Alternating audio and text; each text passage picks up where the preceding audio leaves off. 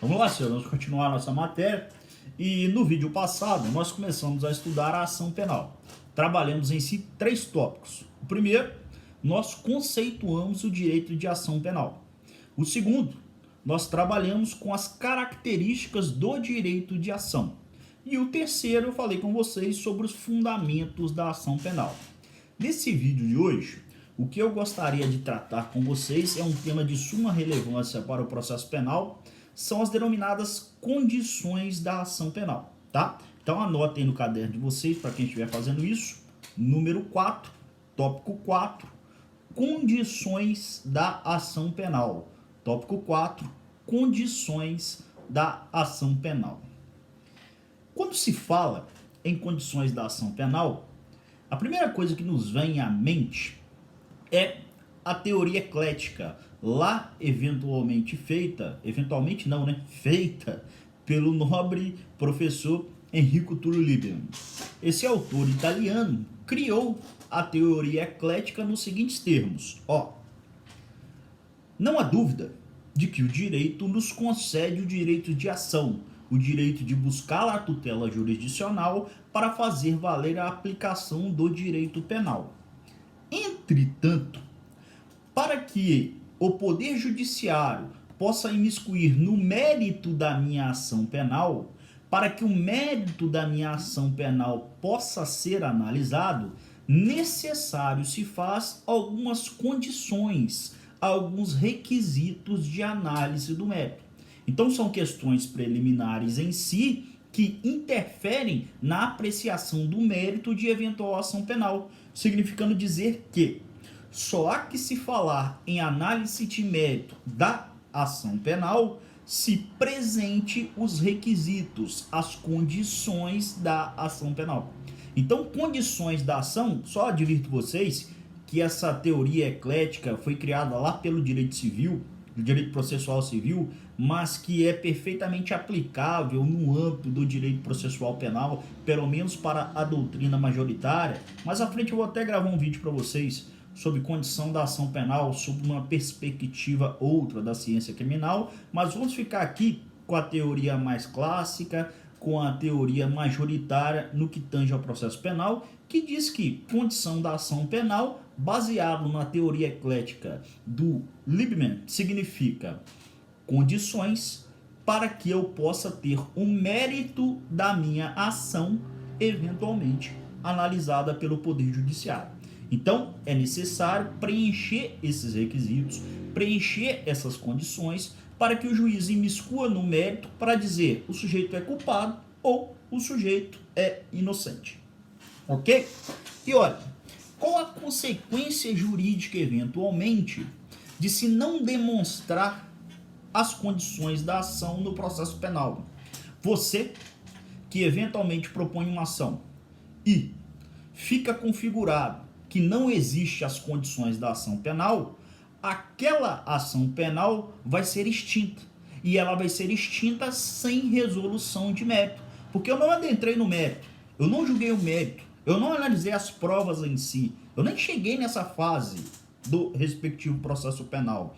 Então, aquele processo vai ser extinto sem resolução de mérito, porque você é carecedor do direito de ação, pois para ter efetivamente direito de ação, é necessário que você preencha essas condições da ação penal. Essa é a ideia geral que a gente extrai das condições da ação penal, baseado na teoria eclética do renomado professor e jurista italiano Lieberman, tá? Vamos anotar isso no caderno de vocês para ficar bem enclausurado a matéria. Então anotem aí, por gentileza, nosso tópico 4, condições da ação penal. Põe aí 4.1,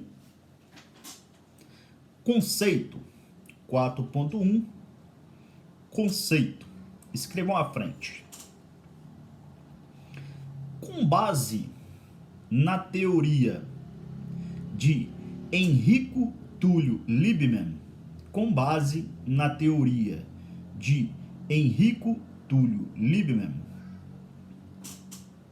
o julgamento do mérito de eventual ação, o julgamento do mérito de eventual ação estava condicionado a determinados requisitos. O julgamento do mérito de determinada ação estava condicionado a determinados requisitos, no qual se denomina de condições da ação, no qual se denomina de condições da ação. Ponto. Assim, para a análise do mérito,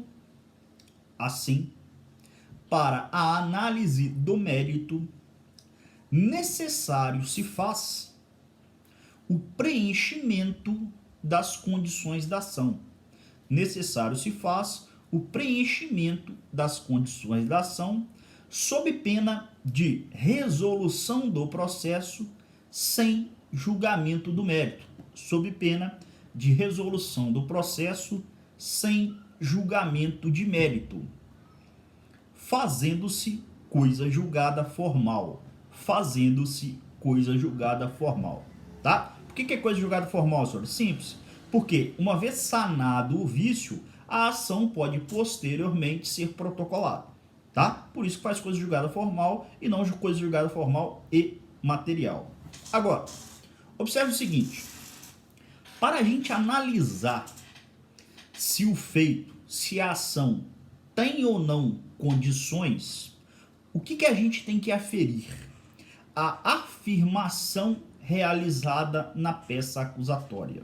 E aqui salta aos olhos o estudo e o que se entende pela denominada teoria da asserção, que se aplica também ao processo penal. De acordo com a teoria da asserção, para se saber se está ou não preenchido as condições da ação, é necessário que se faça uma abstração de eventuais provas e que se leve em conta a afirmação do titular da ação penal. A afirmação feita pelo titular da ação penal em abstrato nos leva a concluir que ele preenche as condições da ação penal. Se já pela afirmação dele constante na inicial, já se consegue, através de uma cognição sumária, verificar que ele não preenche as condições da ação penal, de antemão, senhores, necessário se faz a extinção desse processo sem resolução de mérito. Agora, entendam o seguinte, se eu tiver que fazer uma cognição mais exauriente, se eu tiver que analisar o quê? Provas desse processo, para saber ali se o sujeito é inocente ou se é acusado, aquilo dali não é mais condições da ação penal. Aquilo dali é mérito da ação penal. E se é mérito da ação penal, significa que eu tenho que resolver aquele processo com resolução de mérito, fazendo coisa julgada formal e material. Trago um texto curto para vocês, vou até tomar a liberdade de fazer a leitura, para que vocês possam entender melhor essa teoria da asserção que a gente tem que trazer também para o processo penal. Olha o que diz. Em tempos mais recentes, surge na doutrina processual civil a teoria da asserção, também chamada de teoria della proposizione, segundo a qual a presença das condições da ação deve ser analisada pelo juiz com base nos elementos fornecidos pelo próprio autor em sua petição inicial, que devem ser tomados por verdadeiros sem nenhum desenvolvimento cognitivo, ou seja, aquela cognição sumária, tá? E aí continua. As condições da ação exercem, pois, uma clara função de filtro processual, justamente para distinguir as questões que constituem condições da ação daquelas relativas ao mérito. Afirma-se que o exame das condições da ação deve ser realizado segundo a afirmação na petição inicial. Se o juiz constar a ausência de uma condição da ação mediante cognição sumária, deverá extinguir o processo sem resolução de mérito por carência de ação. Se houver necessidade de uma cognição mais aprofundada para a análise da presença das condições da ação, a carência da ação passa a ser analisada como mérito, gerando uma rejeição do pedido do autor, conformação da coisa julgada formal e material. Então tomem cuidado, porque para aferir se ali existe ou não condições da ação penal, a gente tem que tomar por base a teoria da asserção, que significa o quê? Eu abstratamente estou concluindo que tudo que o autor afirma na petição inicial é verdadeiro. Se eu abstratamente, sumariamente assim afirmar, eu verifico as condições da ação? Se você disser que sim, aquilo ali é de fato condição da ação e deve ser vista a título preliminar. Agora, se tiver de ser realizado exame mais profundo, uma cognição mais exauriente daquilo dali, saiba, aquilo que até então era apenas condição passa a ser mérito, tá? E como mérito, deve ser realizado um julgamento de mérito com coisa julgada formal e material. Vou dar um exemplo para tentar amenizar isso para vocês, para tentar que fique mais claro isso na mente de vocês. Imagina a seguinte situação, ó. Promotor de justiça pega os autos do inquérito policial e oferece denúncia contra a minha pessoa. Ali tem elementos de informação suficiente de que foi o Ramon que praticou o furto naquela data tal, blá blá blá blá blá blá blá. O juiz, analisando aquela peça inaugural, se ele perceber ali, eventualmente, que aquilo é verdadeiro, no final daquele processo está preenchidas as condições da ação penal. De nada adianta eu chegar aqui na minha defesa preliminar e falar assim, não, eu sou inocente. Não fui eu que pratiquei isso. Esse dia eu nem estava lá nesse local. Para ele, de fato, dizer que eu sou inocente, para ele dizer de fato que eu não estava nesse local, eu tenho que analisar as provas desse processo criminal. E se eu tenho que analisar as provas desse processo criminal, e se ao final desse processo ficar verificado que eu nem lá estava, isso não é causa de ilegitimidade, isso não é causa de carência de ação, isso é mérito. É mérito porque eu analisei o mérito daquela respectiva ação penal. Eu presumi que o Ramon era o autor daquela fato delituoso. Então, por isso, ele era parte legítima dessa ação penal. Eu só não o condenei porque no momento da aferição das provas, verificou-se que, na verdade, ele não é autor, nem estava lá, ou a tese defensiva não interessa. Então, isso não é mais parte legítima. Ele é parte legítima, mas ele não é o autor da ação criminal e eu tive que fazer isso só quando? Só quando eu analisei através de uma cognição exauriente. Então, isso é mérito da ação penal. Agora, imagine outra hipótese. Promotor de justiça, pegando os autos do inquérito policial, ofereceu denúncia em face de uma testemunha. Não sei porquê, tá? Mas vamos imaginar esse caso esdrúxulo, que ele pega os autos do inquérito policial, sabe-se lá por quê, em vez de qualificar o verdadeiro sujeito que estava sendo investigado, ele pegou uma testemunha lá e disse que foi ela a autora da infração criminal. Ó, a partir do momento que o juiz recebe essa inicial, de antemão, através de uma cognição sumária, se percebe claramente que aquela imputação não deveria ser oferecida contra aquela pessoa. Aquela pessoa, portanto, é parte ilegítima para figurar no polo passivo daquela ação penal. Isso é, portanto, condição da ação penal, devendo a inicial ser de pronto rejeitada e o processo ser extinto sem resolução de mérito, tá? Então entendam que para se aferir se existe ou se não existe condições da ação penal, o que a gente vai verificar é, hipoteticamente, os fatos aqui descritos na denúncia estão corretos? Se estão aparentemente corretos, ele preenche as condições da ação penal. Se eu tiver que analisar provas, se eu tiver que analisar o mérito, aquilo não é mais condição, aquilo ali é mérito. Agora, se eu já pegar a inicial, a denúncia ou a queixa-crime e aferir de antemão, através de uma cognição sumária, que o sujeito é parte legítima, que não existe ali utilidade naquele procedimento criminal, que não existe justa causa, de antemão você já rejeita a inicial em virtude de uma preliminar, ou seja, não preencheu as condições da ação penal, tá? Então anotem no caderno de vocês essa explicação, obviamente de forma singela, né? Mas anota aí, observação. Observação.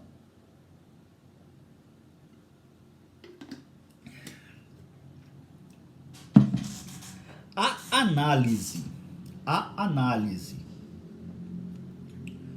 do preenchimento ou não das condições da ação, a análise do preenchimento ou não das condições da ação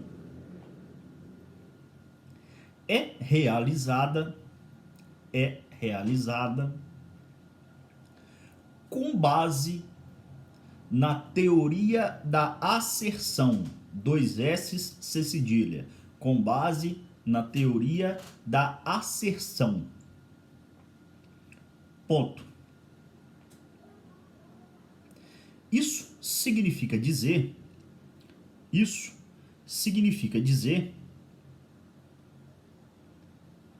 que deve ser analisada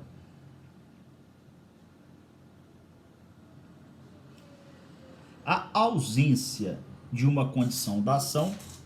Isso significa dizer que deve ser analisada a ausência de uma condição da ação mediante uma cognição sumária.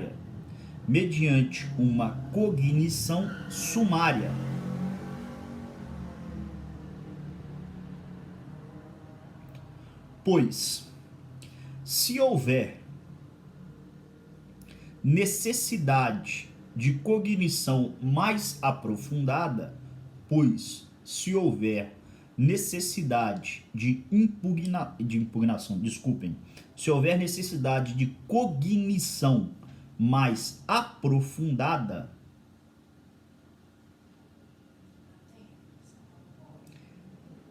a hipótese a ser analisada será de mérito.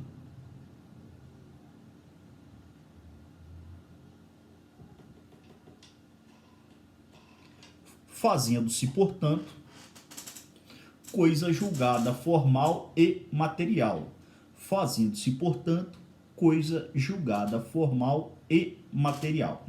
Então, o que a gente viu aqui nesse tópico 4? Primeiro, condição da ação penal, o que é? São requisitos de preenchimento por parte do titular da ação penal, que deve estar preenchido para que um mérito da ação penal seja analisado. Caso verificado que não exista essas condições da ação penal, deverá ser extinto o processo sem resolução de mérito, fazendo-se coisa julgada formal, razão pela qual é possível a propositura de nova ação penal, desde que sanado o vício. E vimos também que essa análise, se tem ou não condições da ação penal, tem que ser baseada na teoria da asserção, ou seja, na mera afirmação constante na preambular acusatória. Tá? Tranquilo?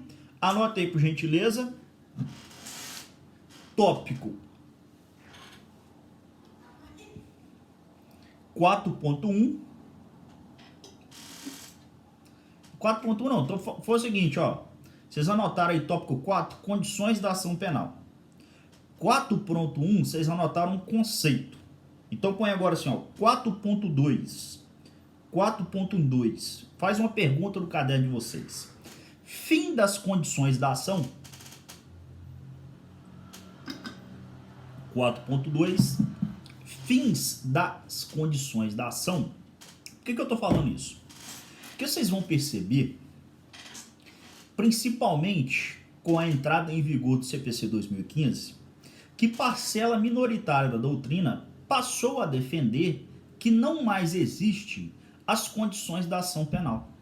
Se vocês pegarem doutrinadores lá do processo civil, como Fred Dier, que encabeça a matéria, e por ser um autor renomado, boas pessoas partem dos fundamentos por ele na sua respectiva obra, eles passaram a dizer que o Código não mais traz a expressão condições da ação.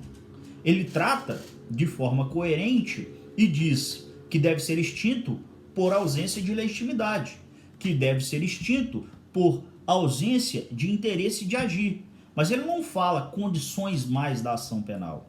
E se ele não fala mais em condições da ação, eles passaram a entender que isso se trata de pressuposto processual e não mais como condições da ação. Entretanto, senhores, digo-lhes que isso é uma doutrina minoritária no âmbito do processo civil e no âmbito do processo penal, saiba, as condições da ação são vistas como de outrora era. Elas não foram extintas em momento algum.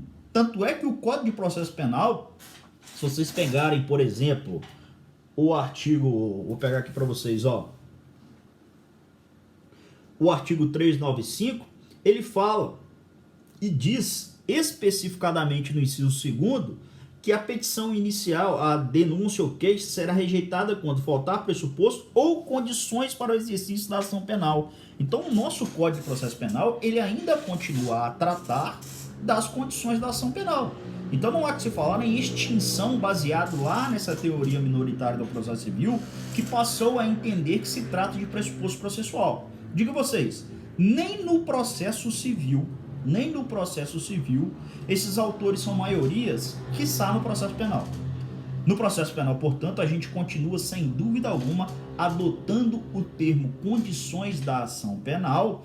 A única diferença que o Código de Processo Civil trouxe de 2015 é extirpar uma das espécies de condições da ação.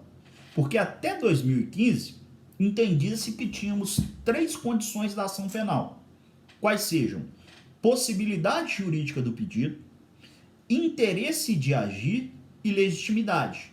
Estas eram as 3 condições da ação. Não há mais dúvida que possibilidade jurídica do pedido não é mais condição da ação. Hoje, nós temos apenas, então, somente 2 condições da ação.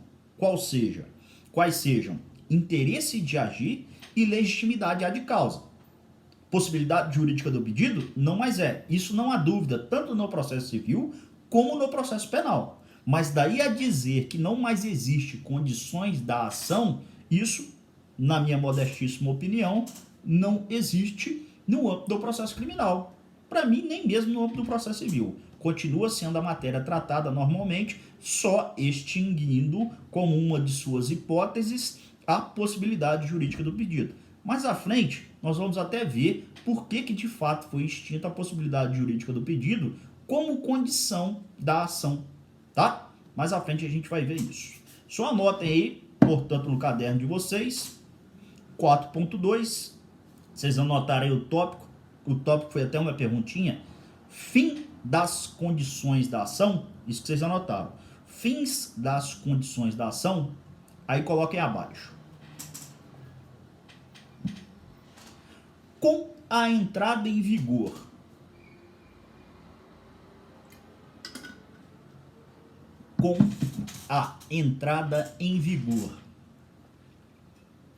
do CPC/2015,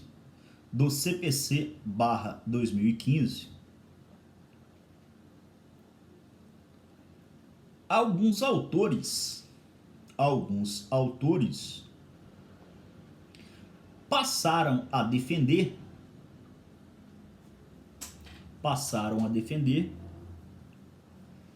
que não mais existe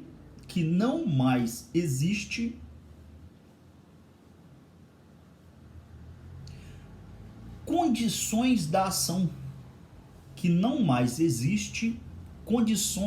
da ação, passando a ser tratado como pressuposto processual,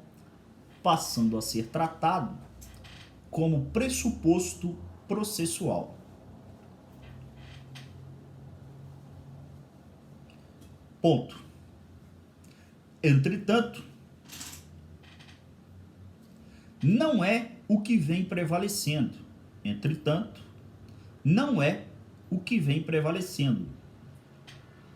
Pois as condições da ação ainda persistem, pois as condições da ação ainda persistem,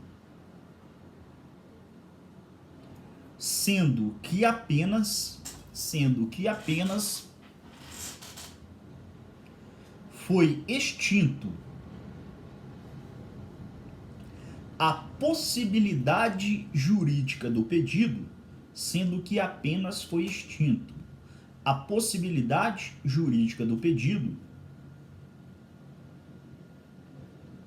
como uma das hipóteses de condições da ação. Como uma das hipóteses de condições da ação. Perfeito, senhores? Próximo tópico, anote no caderno de vocês, 4.3, espécies de condições da ação. 4.3, espécies de condições da ação. Entenda o seguinte, a doutrina processual penal, ela divide as condições da ação penal em condições genéricas e condições específicas. Então, condições da ação é um gênero, e esse gênero é subdividido em duas espécies, quais sejam condições genéricas e condições específicas, tá? No que constitui as condições genéricas? Simples.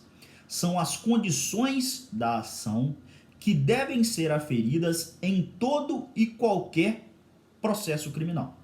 São as condições da ação que devem ser aferidas em todo e qualquer processo criminal. Então, qualquer denúncia, qualquer queixa-crime deve possuir as condições genéricas, já que genericamente ela deve estar presente em toda e qualquer ação penal para que o mérito dessa ação criminal possa ser analisado. Quais são elas? Hoje, legitimidade ad causem ou legitimidade, tanto faz, legitimidade ad causem ou legitimidade e interesse de agir. Legitimidade ad causem e interesse de agir. No processo criminal, alguns autores incluem como condição genérica a justa causa, tá? Mas daqui a pouco a gente até vai anotar esse termo, justa causa. Eu vou até falar com vocês deles separadamente, porque existe uma grande discussão de qual a natureza jurídica da justa causa, se ela é ou não condição da ação penal, tá? Podem colocar aí justa causa, mas põe um asterisco nela, tranquilo? Já a outra espécie de condições da ação são as condições específicas. O próprio nome já nos sugere, né? São condições específicas. Então ela não tem que estar presente em todo e qualquer processo criminal.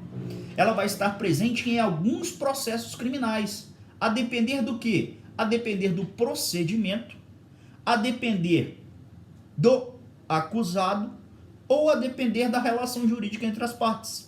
Então, alguns processos criminais, além das condições genéricas, têm que possuir também condições específicas, que é também conhecido como condições de procedibilidade. Isso significa que algumas outras condições têm que estar presentes nesses respectivos processos criminais. Posso dar exemplo para vocês aqui, Imagina o seguinte, O crime é de ação penal pública condicionada. O crime é de ação penal pública condicionada. Qual que é a condição genérica? Tem que ter o quê? Legitimidade e tem que ter interesse. E qual que é a condição específica nesse caso? Representação ou requisição do ministro da Justiça, a depender do caso concreto. Crime, eventualmente, ligado à falsidade material. É necessário, de acordo com a doutrina de jurisprudência, laudo pericial. Então, se você, neste caso, for propor essa ação contra essas espécies criminosas, contra a propriedade material, é necessário que seja juntado com a inicial o laudo pericial de comprovação da falsidade. Isso é o quê? Uma condição específica dessa respectiva ação penal. Tranquilo? Então, nós temos as condições da ação que se subdividem em genéricas, que deve estar presente em toda e qualquer ação penal, e específicas, que devem estar presentes em alguns dos processos criminais. Vamos anotar isso no caderno de vocês. 4.3, coloquem aí, 4.3.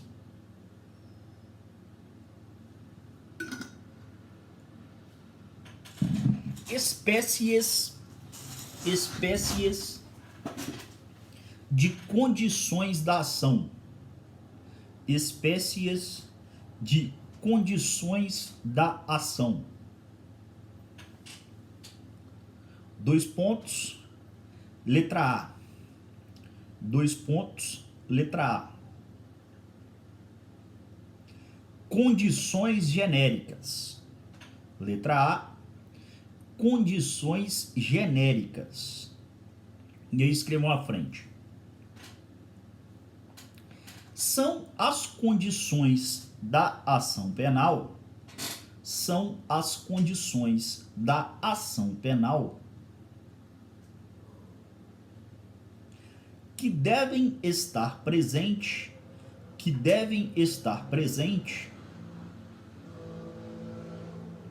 em toda e qualquer ação penal. Em toda e qualquer ação penal. Independentemente do acusado ou do procedimento. Independentemente do acusado ou do procedimento. Ponto. Hoje são a legitimidade, o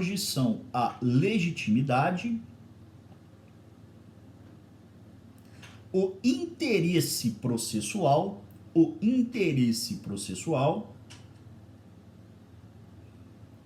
e a justa causa. Aí, justa causa, vocês põem um asterisco aí, porque tem divergência quanto à natureza jurídica, tá? E a justa causa. Ponto. Possibilidade jurídica de pedido não é mais, lembre-se disso, tá? Possibilidade jurídica do pedido, na verdade, é mérito, sempre foi. Até o próprio Liebman, na parte final, quando já mais velho, ele entendia que possibilidade jurídica era mérito e não condição da ação. E aí o CPC consertou isso e isso foi trago para o processo penal, tá? Possibilidade jurídica do pedido não é mais condição da ação penal. Letra B, anotem no caderno de vocês. Condições específicas. Letra B. Condições específicas. Barra.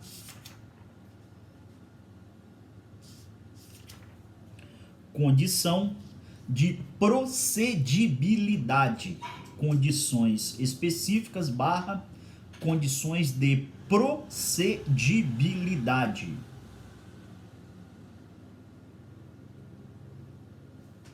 Condições de procedibilidade. Aí escrevam à frente fazendo favor. Trata-se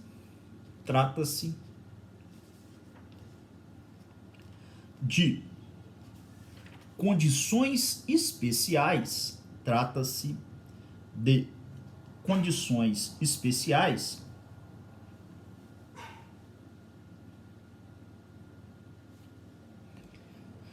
que devem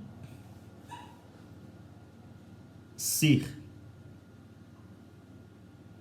aferidas e existir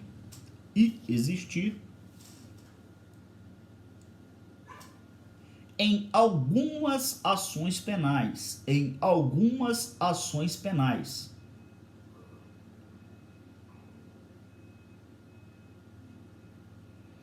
a depender do acusado,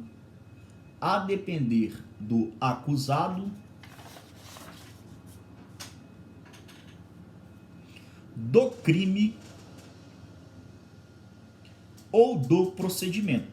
Do acusado, do crime ou do procedimento. Só lembrando, senhores, que nas condições específicas tem que estar aferido as condições específicas e as genéricas, tá? A genérica sempre tem que estar prevista. As específicas, em alguns procedimentos, ela vai ter que estar evidenciado para que a gente possa analisar o mérito. Mas além dela, tem que ter as condições gerais. Tá? Tranquilo? Próximo tópico, anota aí no caderno de vocês, 4.4, 4.4, consequência da ausência das condições. Consequência da ausência das condições.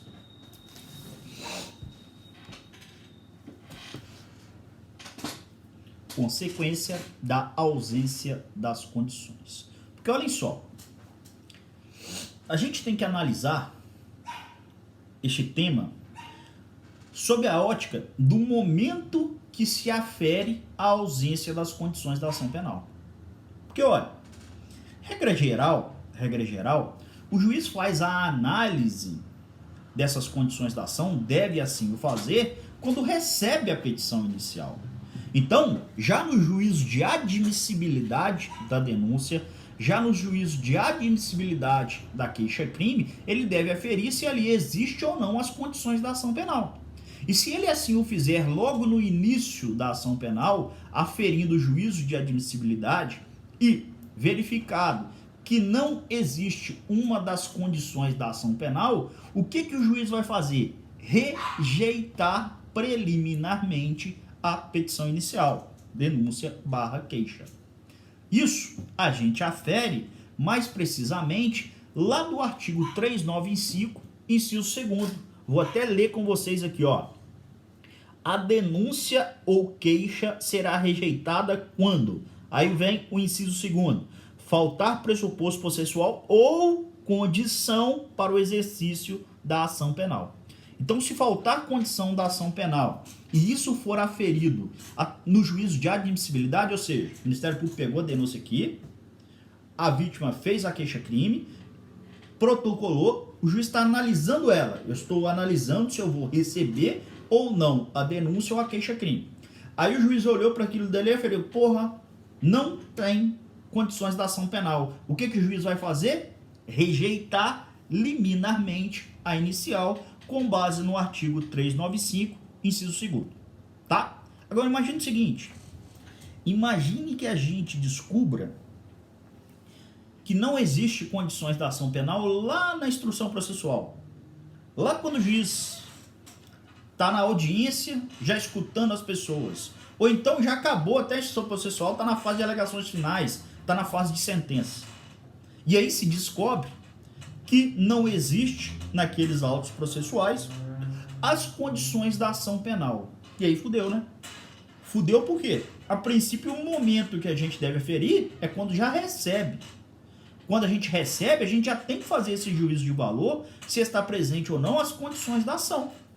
Mas o juiz comeu mosca.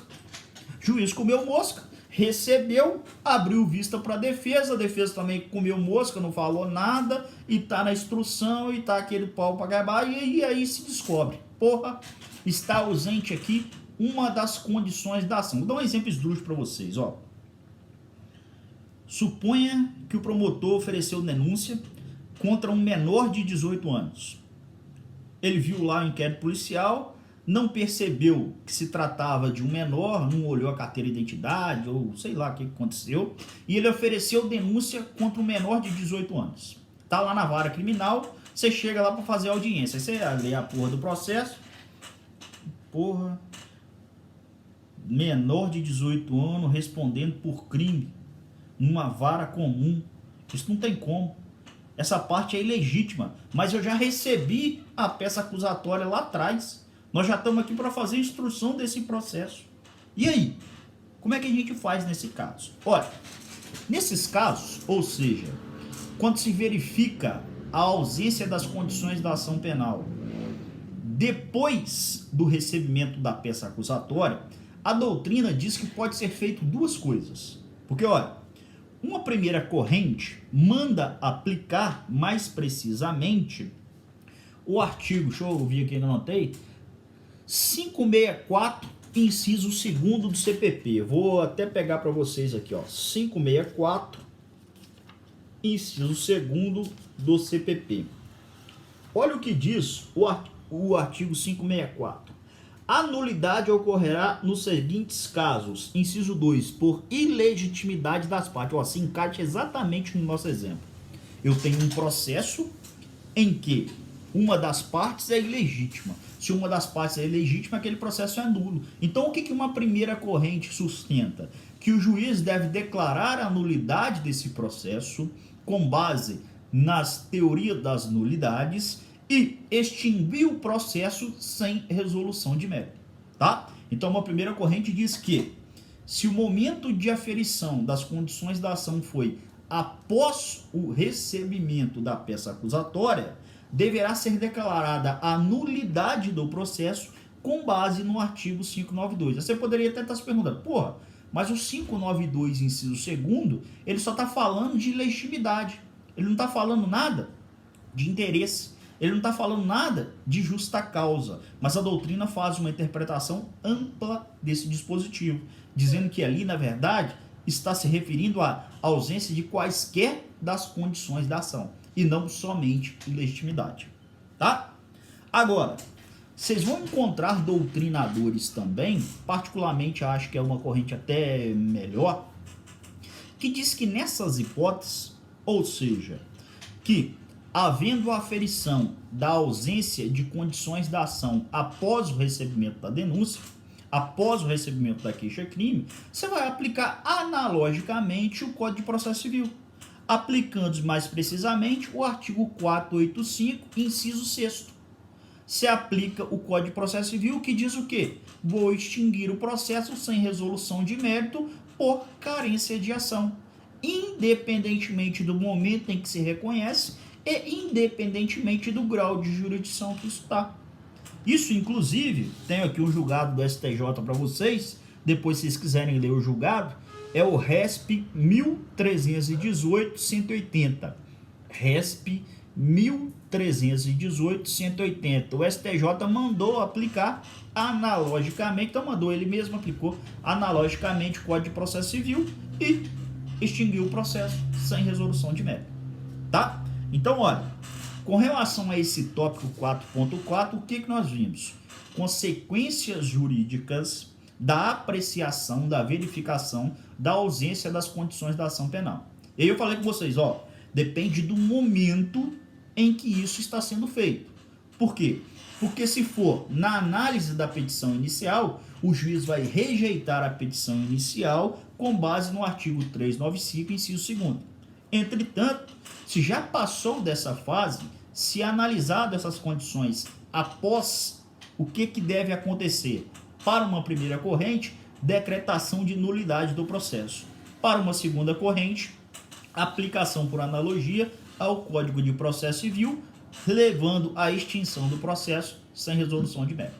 Tá? Vamos anotar isso no caderno de vocês aí. 4.4. 4.4.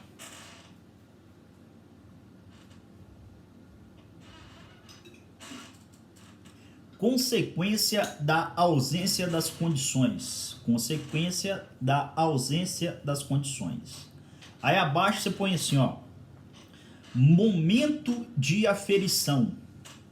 Abaixo você põe momento de aferição. E põe letra A.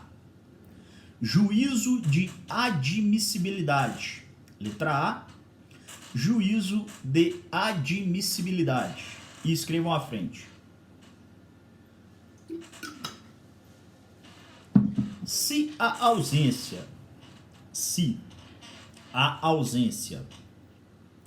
for verificada,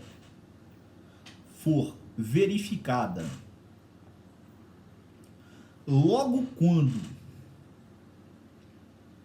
se analisa a peça acusatória, logo quando se analisa a peça acusatória para recebê-la ou não,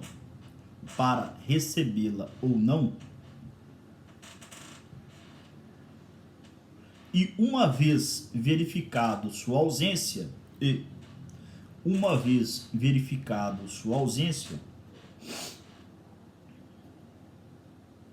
deve o juiz rejeitar a peça acusatória. Deve o juiz rejeitar a peça acusatória. Com base no artigo 395, inciso 2º do CPP. Com base no artigo 395, inciso 2º do CPP. Ponto e vírgula, letra B. Ponto e vírgula, letra B.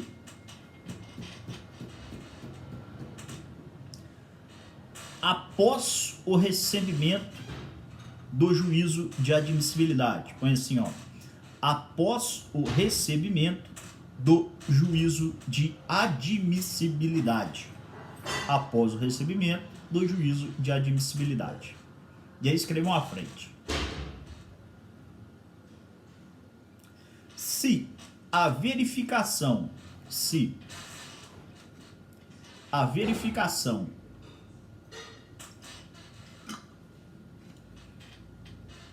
das condições da ação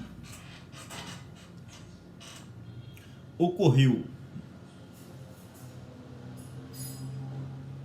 após o juízo de admissibilidade, após o juízo de admissibilidade da peça acusatória,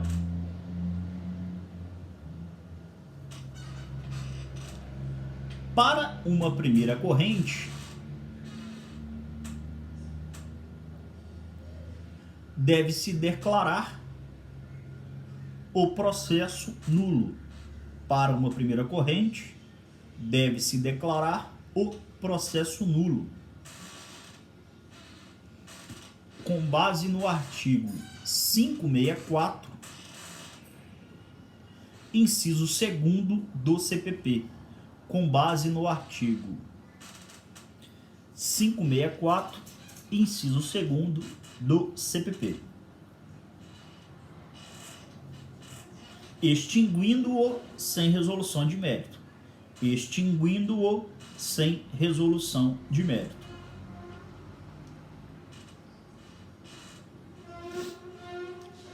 Ponto. Já para uma segunda corrente,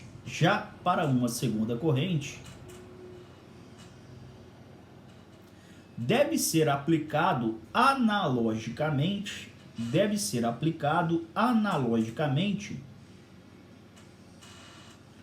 o Código de Processo Civil.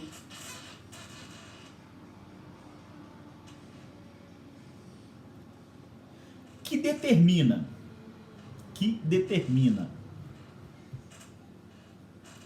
em seu artigo 485-6, que determina em seu artigo 485-6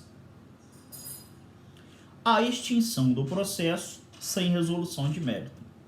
A extinção do processo sem resolução de mérito. Beleza, senhores? Passemos agora, portanto, às condições da ação penal de per si, tá? A gente agora passa a estudar cada uma das condições genéricas da ação penal. Então anotem aí no caderno de vocês, 4.5, condições genéricas da ação penal. 4.5, condições genéricas da ação penal. Põe aí letra A, legitimidade para agir. Letra A, legitimidade para agir, ou se quiserem a expressão bonitinha, barra, legitimidade ad causam. Legitimidade ad causam.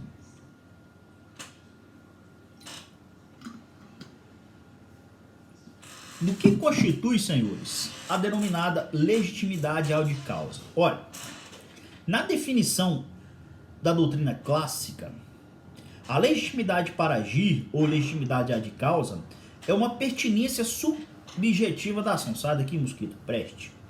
subjetiva da ação, ou seja, é a situação prevista em lei que permite a um determinado sujeito propor a demanda judicial e um determinado sujeito ocupar o polo passivo de uma determinada demanda judicial. A legitimidade das partes, portanto, quando o autor afirma ser titular do direito subjetivo material demandado e pede a tutela em face da pessoa que eventualmente praticou a conduta delituosa.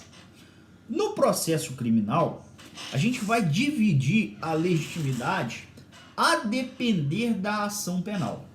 Aqui é até simples, tá? Porque no processo penal, a legitimidade ad causam, ela vai depender se trata de uma ação penal pública ou de uma ação penal privada, pelo menos sob o aspecto da legitimidade ativa. A legitimidade ativa, para a gente saber quem pode propor a ação penal, depende da espécie de ação penal. Por quê? Porque se tratar de um crime cuja ação penal é pública, nós vamos ver o que é ação penal pública e o que é ação penal privada mais à frente. Nós temos um vídeo só para isso. Se for uma ação penal pública, a legitimidade ativa é do Ministério Público, tá? Quem vai propor essa ação, quando for uma ação penal pública, é o Ministério Público, porque o Ministério Público é o titular da ação penal pública, de acordo com o artigo 129, inciso 1º da Constituição Federal. Excepcionalmente, nós até vamos ver que é possível que a vítima, em uma ação penal pública, proponha a ação.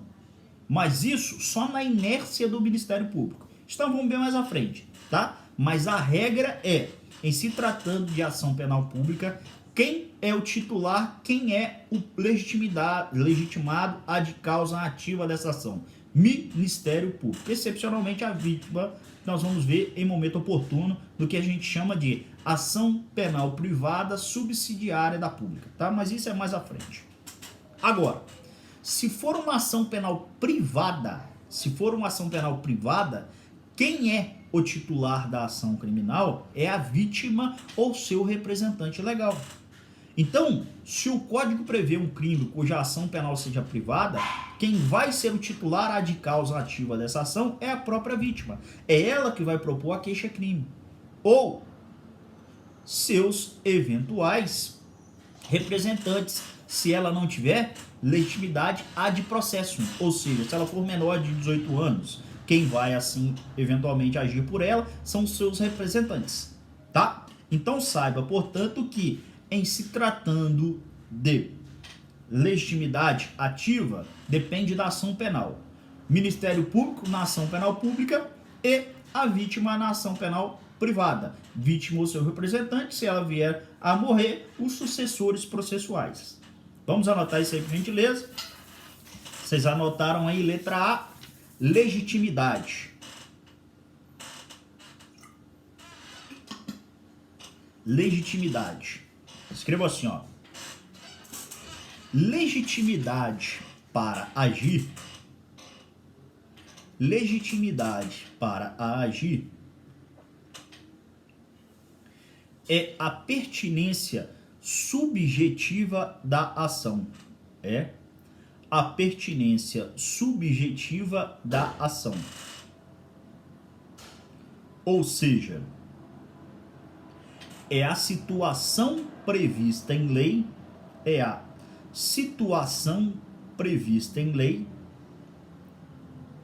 que permite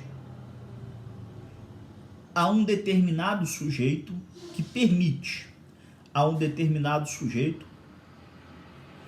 propor a demanda judicial,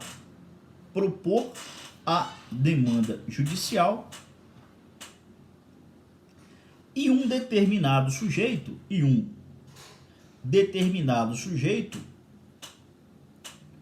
ocupar o polo passivo da demanda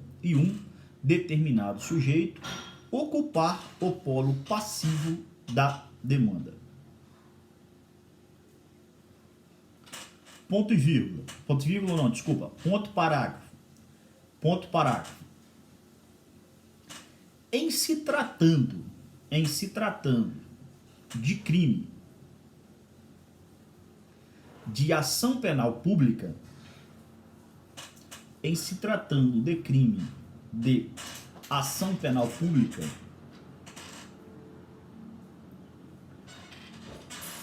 a parte legitimativa é o Ministério Público.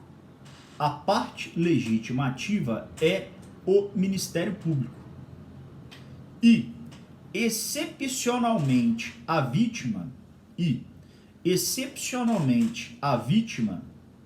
no caso de inércia ministerial, excepcionalmente a vítima, no caso de inércia ministerial. Ponto. Já nas ações penais privadas,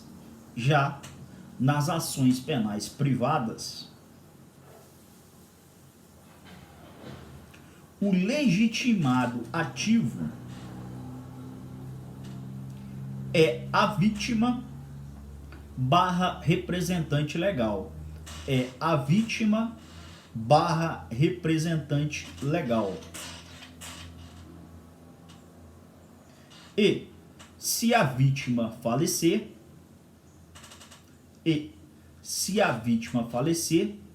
seus sucessores processuais.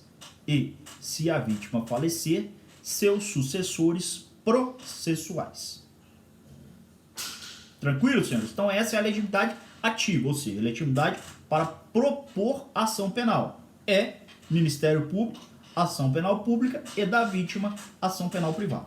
Tá? Agora vamos para o outro ponto da moeda. Quem é que pode ser réu em uma eventual ação penal? De quem é a legitimidade passiva de uma ação eventualmente criminal? Ó, é legitimado ativo, a princípio, o provável autor do fato criminoso com 18 anos ou mais. Então a legitimidade passiva, de toda e qualquer ação penal é de alguém que é o provável autor do fato criminoso em se tratando de 18 anos ou maior. Tá? Aqui é tranquilo. É qualquer pessoa que provavelmente cometeu a infração criminal, que a gente tem elementos de informação de que praticou a infração criminal, e esse sujeito tem 18 anos ou mais. Tranquilo? O que eu quero saber aqui, ó? Pessoa jurídica. Pessoa jurídica pode ser parte em processo criminal? Pessoa jurídica tem legitimidade ad causam? Olha, pessoa jurídica pode propor ação penal? Não sei, ó, Casa Bahia. Foram lá e furtaram a Casa Bahia. A Casa Bahia pode propor ação penal nesse caso? Ou seja, ela é titular ativo de uma ação penal? Nesse meu exemplo aqui, a princípio, por se tratar de crime de ação penal pública, quem é o legitimado ativo é o Ministério Público.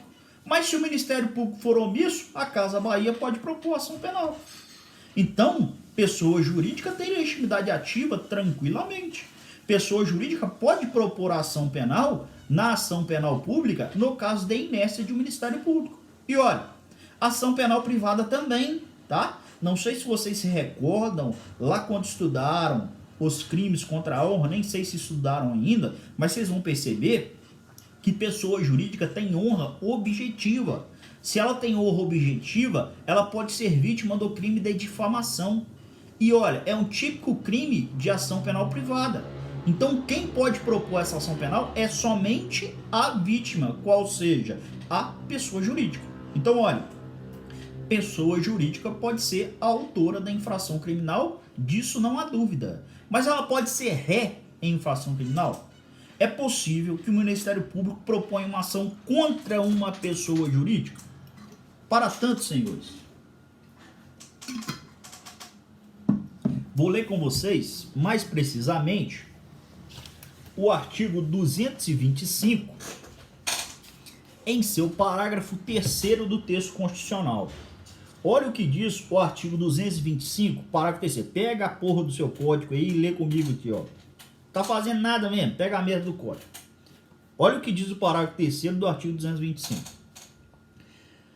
As condutas e atividades consideradas lesivas ao meio ambiente sujeitarão aos infratores, pessoas físicas ou jurídicas, as sanções penais e administrativas, independentemente da obrigação de reparar os danos causados. Esse dispositivo constitucional acabou de nos dizer que é perfeitamente possível a legitimidade passiva de quem? Da pessoa jurídica, desde que para crimes ambientais. Então, em se tratando de crimes ambientais, é possível que nós tenhamos no polo passivo dessa ação a pessoa jurídica. E saibam que os crimes ambientais estão previstos lá na Lei 9.605/98. Lá no artigo 3º, ela explica melhor essa responsabilidade penal da pessoa jurídica, tá? Então saibam que pessoa jurídica pode ser sujeita ativa de crime? Pode ser sujeita ativa, desculpa. Tem legitimidade ativa? Tem, conforme vimos. Mas tem legitimidade passiva também. Ela pode ser demandada no juízo criminal. Ela pode ter proposta contra si determinada ação penal, desde que seja para infrações penais ambientais. Só fazendo uma observação aqui, quando a pessoa jurídica é legitimidade passiva, ou seja, nessas hipóteses de crimes ambientais, não me custa lembrar, é óbvio que isso é um tema mais complexo, é óbvio que vocês estudam isso mais em legislação penal especial, quando estudam os crimes ambientais, mas não me custa fazer essa observação com vocês aqui. Entende-se majoritariamente que nesta hipótese, ou seja, quando é proposta uma ação penal contra uma pessoa jurídica em crimes ambientais, deve ser proposto cumulativamente também, através de um litisconsórcio necessário, os gestores, os administradores dessa pessoa jurídica. Isso é o que nós chamamos de teoria da dupla imputação. Teoria da dupla imputação significa que, em se tratando de crimes ambientais, quando se propõe a ação em face da pessoa jurídica, se propõe também em face das pessoas físicas gestoras daquela pessoa jurídica, tá? Sempre prevaleceu esse entendimento de que era necessário, era imprescindível a propositura de ação tanto em face da pessoa jurídica como em face dos gestores dessa pessoa jurídica. Se vocês quiserem ver isso, tem até aqui anotado, recurso em mandado de segurança 20.601 do STJ. Recurso em mandado de segurança 20.601 do STJ, que fala da teoria da dupla imputação e que nessas infrações criminais deve-se imputar a infração tanto a pessoa jurídica como os gestores desta respectiva pessoa, administradores que tenham poder de decisão, que tenham determinado que a pessoa jurídica faça aquela atividade. Posso até dizer para vocês que tem precedente isolado do Supremo, no RE, vocês anotem o RE 548/181, que excepcionou a aplicação dessa teoria da dupla imputação, tá? No caso em concreto, foi proposta contra a pessoa jurídica e os sócios, mas na condenação foi condenado só a pessoa jurídica e foi absolvido os sócios da pessoa jurídica. Entende-se que a partir desse procedimento passou a alguns doutrinadores dizer que nem sempre, de acordo com o Supremo, é necessário a teoria, a aplicação da dupla imputação. É um precedente isolado.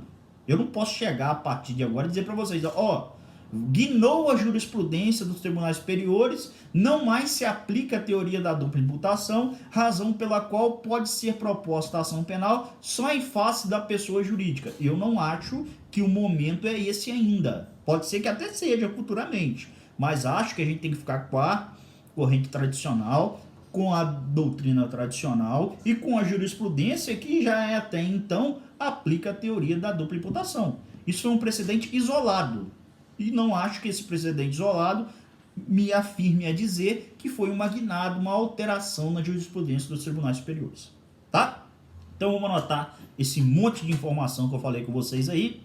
Vocês anotaram lá a legitimidade ativa, agora anota aí embaixo assim, Legitimidade passiva. Legitimidade passiva. Escrevam à frente.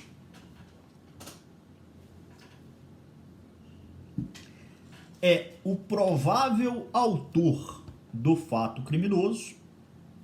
É o provável autor do fato criminoso maior de 18 anos.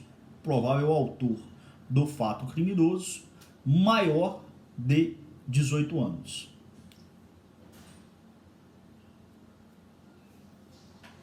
Abaixo, faça observação. Observação. Pessoa jurídica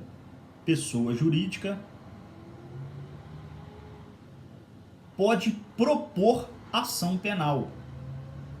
Pessoa jurídica pode propor ação penal.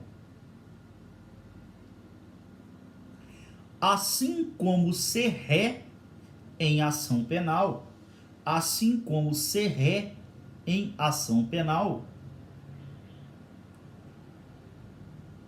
desde que em crimes ambientais.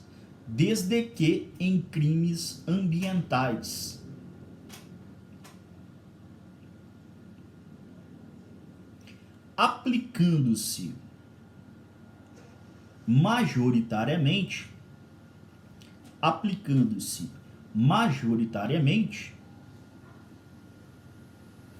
a teoria da dupla imputação.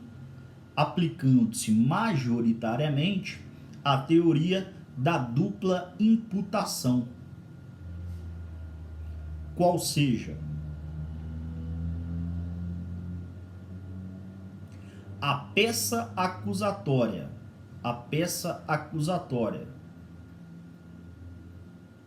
deve ser proposta em face da pessoa jurídica e de seus gestores.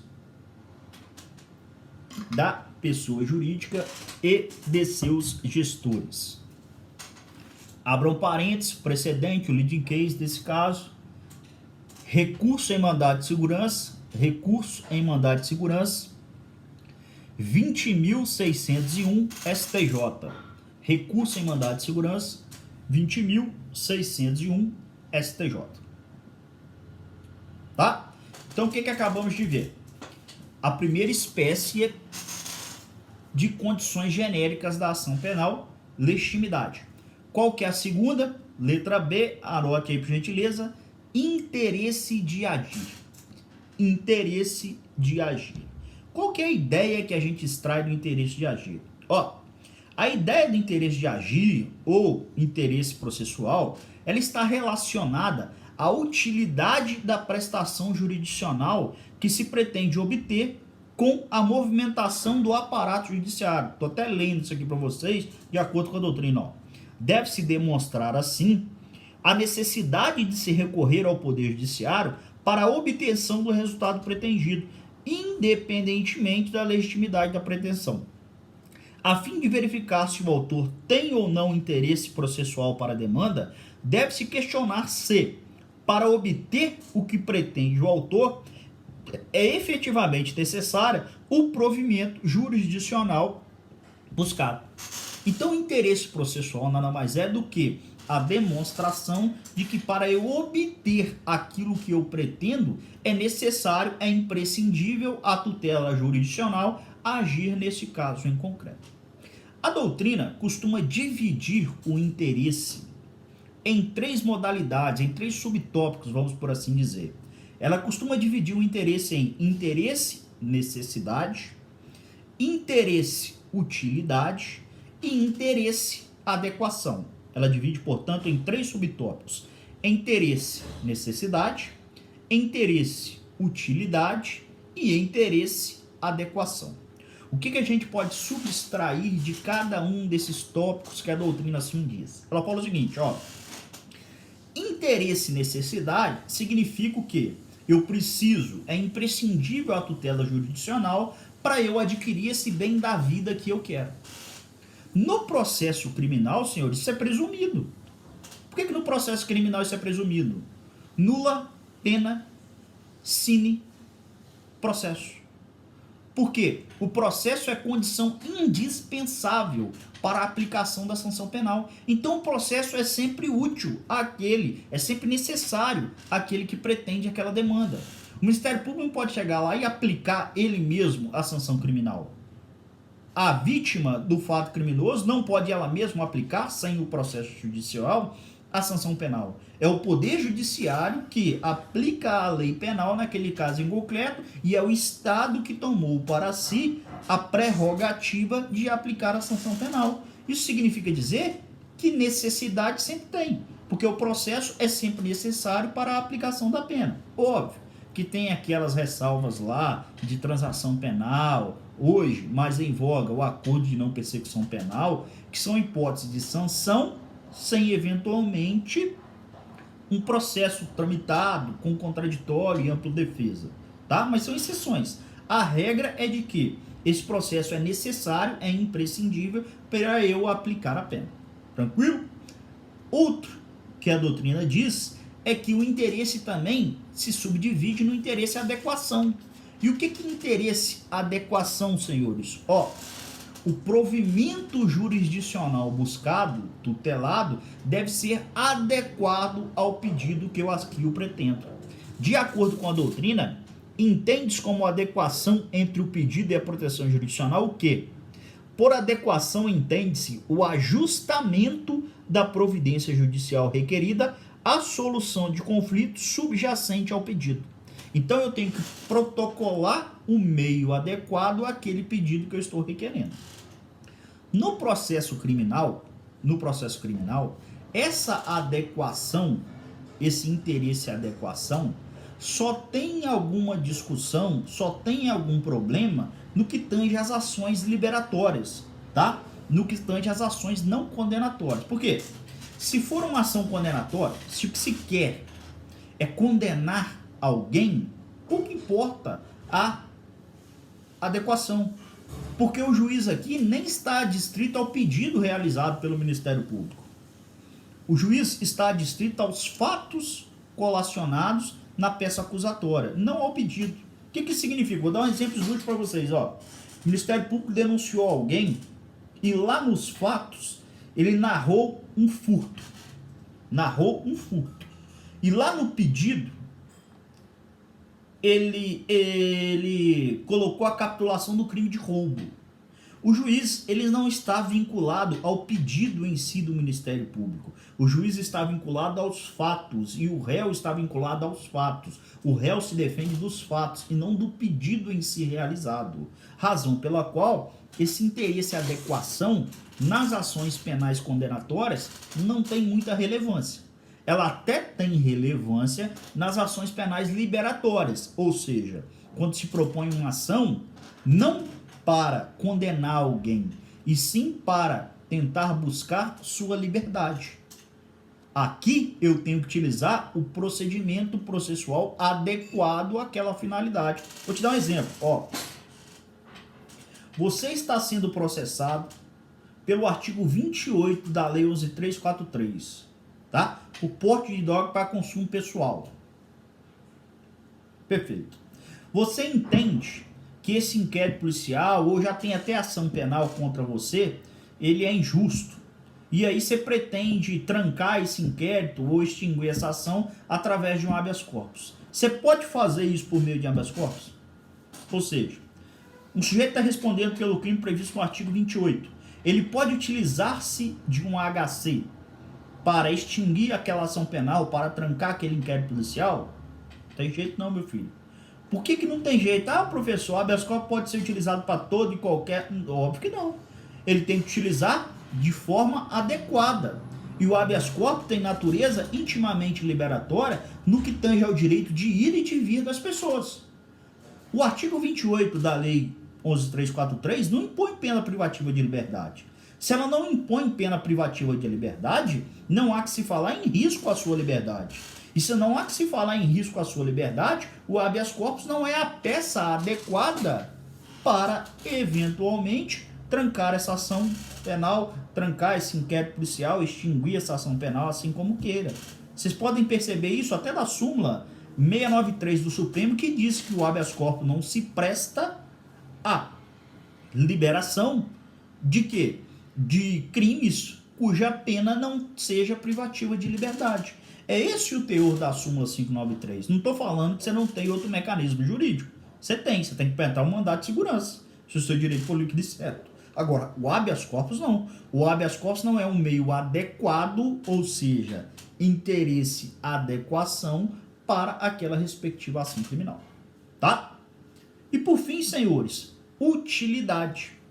O procedimento judicial tem que ser útil à parte. Tem que trazer algo que a parte de fato possa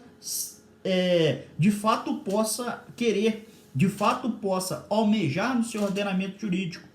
De acordo com a doutrina, a utilidade consiste na eficácia da atividade jurisdicional para satisfazer o interesse do autor.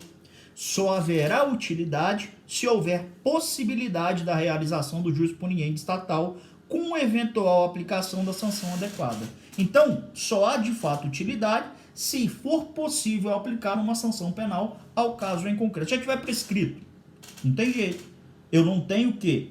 Interesse de agir eventualmente, mas saibam, aqui na prescrição, muitos dizem que não é nem em si condições da ação, já é mérito. Tá? Então teria que ser uma absolução sumária e não inadmissibilidade da petição inicial. Mas saiba, se você, através da ação criminal, pretender algo que não seja a aplicação de uma sanção criminal, e se ela não for possível, não há que se falar em interesse-utilidade. Tá? Vamos anotar aí, por gentileza, a letra B. Interesse de agir. Letra B, interesse de agir.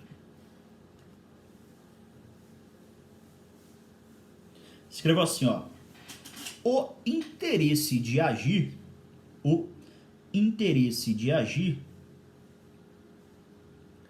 está relacionado à utilidade da prestação jurisdicional, está relacionado à utilidade da prestação jurisdicional que se pretende obter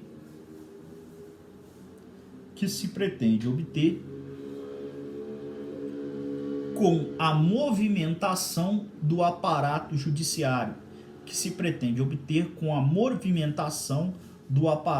judiciário, Deve-se demonstrar assim a necessidade de se recorrer ao Poder Judiciário,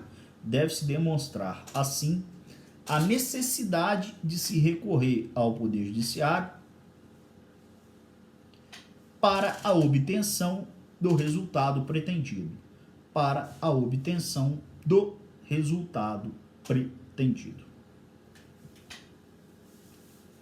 Ponto parágrafo. A doutrina divide o interesse de agir em interesse necessidade,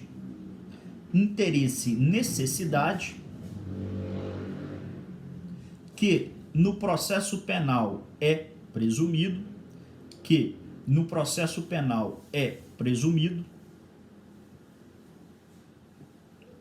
já que a pena não pode ser imposta sem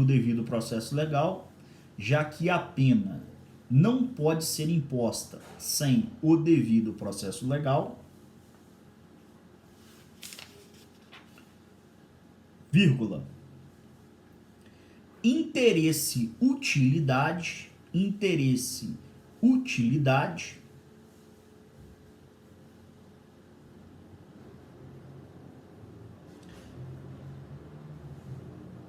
que consiste na possibilidade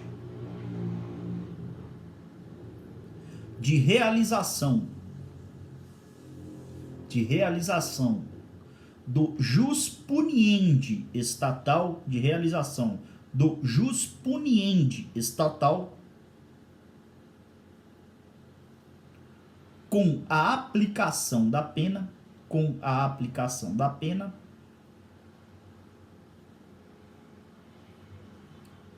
e interesse adequação,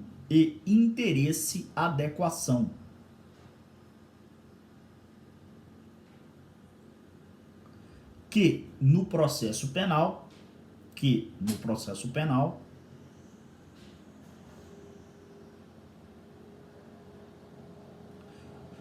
só tem importância nas ações liberatórias,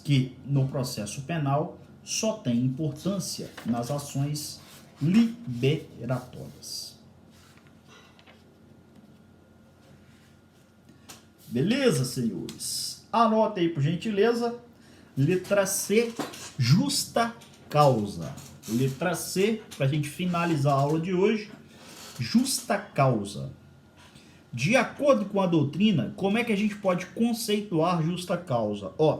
Justa causa é o suporte probatório mínimo que deve lastrear toda e qualquer acusação penal. Tendo em vista que a simples instauração de um processo penal já atinge o chamado status dignitatis do imputado, não se pode admitir a instauração de processos levianos, temerários, desprovidos de um lastro mínimo de elementos de informação, provas cautelares, antecipadas ou não repetíveis, que dê arrimo à acusação. A ideia é a seguinte, desculpem. Obviamente que a gente que está mais acostumado os bancos do fórum, que a gente está mais acostumado com a audiência, aquilo dali é nosso trabalho, e para nós aquilo dali geralmente não faz muita diferença, não no que tange a agir de forma correta, mas aquilo dali para nós é normal, aquilo dali para nós é rotineiro. Para um sujeito que está sendo processado, não é, senhores. Para um sujeito que está sendo processado, talvez vocês não tenham tanto contato no dia a dia, mas o cara treme, meu querido. O cara treme. A dignidade dele já está certamente abalada. Basta vocês pensarem que falou que o sujeito está sendo processado criminalmente, para a sociedade ele já é condenado. A regra na sociedade é a presunção de culpabilidade e de não culpabilidade. Para a sociedade, o sujeito que está respondendo o crime, ele já é culpado. Ou seja, é uma inversão do princípio da não culpabilidade. Isso significa dizer que para que essa ação penal possa ser iniciada, eu tenho que ter justa causa. E o que é justa causa? Elementos mínimos de informação que façam crer que o sujeito é o autor daquela ação penal. Eu não posso propor ação penal sem ter baseado em elementos probatórios anteriores, sem ter provas cautelares, sem ter provas não repetíveis, sem ter elementos baseados em inquérito ou em outras peças realizadas pelo Ministério Público. É isso que significa justa causa. Justa causa, portanto, é para o protocolo da inicial e para que ela possa ser de fato admitida, é imprescindível justa causa. Protocolo não, né? Mas para ela possa ser admitida, é imprescindível a justa causa, significando que deve haver pressupostos, elementos de informação suficiente que faça crer que o sujeito é autor do fato criminoso. É uma cognição sumária, obviamente. Isso não significa dizer que o cara vai ser necessariamente processado, sim, mas não condenado, não necessariamente, tá? O fato de ter justa causa, elementos probatórios mínimos, não significa que ele vai ser necessariamente condenado. Isso vai depender da instrução processual. Mas para eu iniciar esse processo criminal, é necessário esses elementos de informação. Pelo menos, vamos assim dizer, eu consigo resguardar um pouco dessa dignidade desse sujeito. A grande problemática da justa causa não é nem o que é. A grande problemática da justa causa é a natureza jurídica da justa causa, tá? Porque de acordo com a doutrina que você segue, eles vão falar uma coisa e eles vão falar outra. Porque tem três correntes dizendo o que é justa causa. Se você pegar autores como, por exemplo, Afrânio Silva Jardim, ele vai dizer que justa causa é uma condição da ação penal. Ao lado do interesse ao lado da legitimidade, nós temos como condição da ação penal a justa causa. A justa causa é uma condição da ação penal realizada no processo criminal. No processo civil, ela nem precisa, mas no processo criminal, sim. Então, ao lado das outras condições, ela é também uma condição autônoma da ação penal. Agora, se você pega autores como, por exemplo, Frederico Marx, ele diz que a justa causa ela é a mesma coisa que interesse de agir. Ela está dentro do interesse de agir e não é uma condição autônoma. Ela está umbilicalmente ligada ao interesse de agir e ela diz que só há que se falar em interesse de agir se existir esses elementos mínimos de formação, se existir justa causa. E já tem uma terceira corrente, inclusive, do professor Badaró, por exemplo, que fala que, na verdade, não tem como a gente saber a natureza jurídica da justa causa. Ele diz que a gente não pode dizer que ela é uma condição autônoma, porque as condições da ação, elas foram todas previstas com base nos elementos da ação do processo civil. Quais são os elementos? Parte. Então, parte tem a condição legitimidade. Causa de pedir é o segundo elemento. Então, o segundo elemento tem necessariamente o quê? Interesse de agir. E pedido, possibilidade jurídica do pedido. Esse último não mais existente, porque ele está dentro em si do mérito da eventual ação. Tá? Mas saiba, eles falam que a gente não pode utilizá-la como uma condição autônoma. Então, ele diz que é um fenômeno distinto que a gente não sabe de fato a natureza jurídica. Mas não podemos colocar como igual ao interesse de agir e nem como uma condição autônoma da ação penal. Independentemente da corrente que você siga, o que importa de fato é que é a justa causa imprescindível para o recebimento da peça acusatória. Tanto é que o juiz deve rejeitá-la liminarmente se não houver justa causa, tá? O importante mesmo é o conceito de justa causa e a consequência jurídica de sua ausência, que é a rejeição liminar da mesma. Então vamos anotar isso aí para a gente encerrar hoje. Letra C, justa causa. Escreva assim, é o suporte probatório mínimo. É o suporte probatório mínimo que deve lastrear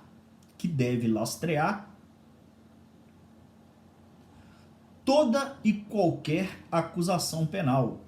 Toda e qualquer acusação penal.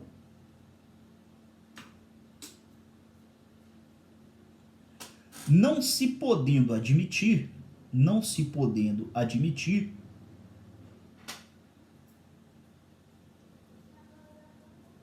a instauração de processos levianos,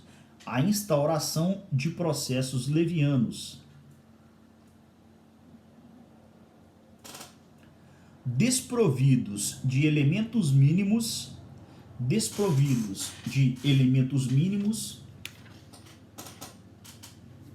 que façam crer ser o acusado,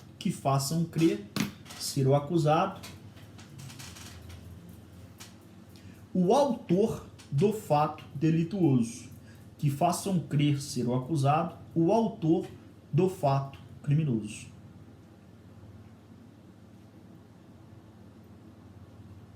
Ponto e vírgula. A doutrina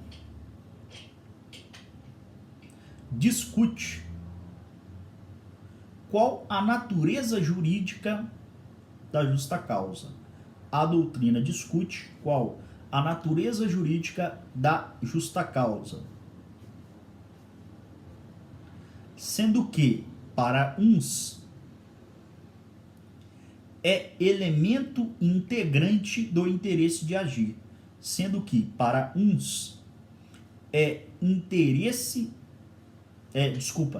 elemento integrante do interesse de agir.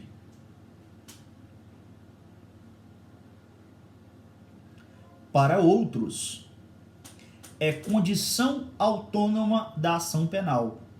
para outros é condição autônoma da ação penal. E uma terceira corrente entende que não pode ser equiparada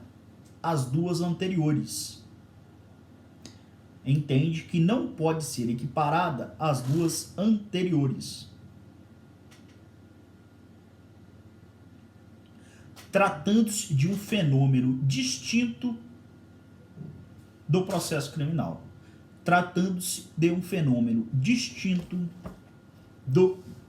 criminal. Beleza, meus queridos? Com isso a gente encerra esse tema de hoje, que nós trabalhamos exaustivamente no que tange as condições da ação penal, tá? Na quinta-feira eu abro o fórum com vocês e a gente discute eventuais dúvidas do que vimos até aqui, tá? O que a gente viu efetivamente foi conceito, fundamentos de ação, características de ação e condições da ação penal, tá? Um abraço para todos e até a próxima. Fique com Deus.